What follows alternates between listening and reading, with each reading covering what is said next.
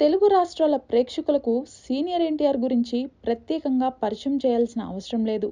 అయితే సీనియర్ ఎన్టీఆర్ మొదటి భార్య బసవతారకం గురించి ప్రేక్షకులకు ఎక్కువగా తెలీదు. ఎన్టీఆర్ బసవతారకంను 1942లో పెళ్లి చేసుకున్నాడు.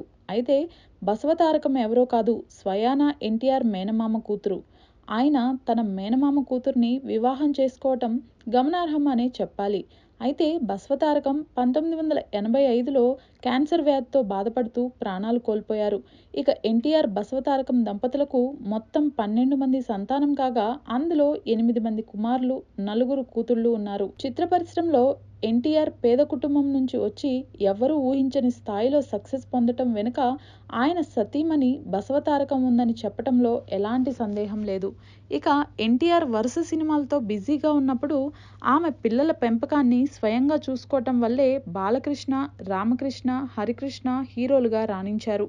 ఆమె తన కుటుంబ సభ్యులకు ఏమాత్రం కష్టం రాకుండా చూసుకోవడమే కాకుండా సీనియర్ ఎన్టీఆర్ ఎప్పుడు బయటకు వెళ్ళినా ఆయన భార్య బసవతారకం ఎదురు వస్తూ ఉండేదట.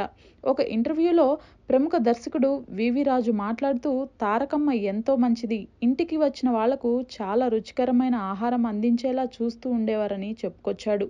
అలాగే కుటుంబ సభ్యుల క్షేమం కోసమే ఆరాటపడుతూ ఉండేవారని అన్నారు. ఆమె సినిమా షూటింగ్కి కూడా చాలా అరుదుగా మాత్రమే వచ్చేవారని అన్నారు. వివి రాజు కూడా ఆమె సొంత కొడుకులా చూసుకున్నారు అంటూ దర్శకుడు అన్నారు. తాను ఎప్పుడు ఎవరితో ఎలా ప్రవర్తించాలో కూడా ఆమె నేర్పారని అన్నారు. అంతేకాకుండా తారకమ్మ ఎప్పుడు కూడా సినిమా విషయంలో ఇన్వాల్వ్ అయ్యేవారు కాదని చెప్పుకొచ్చారు.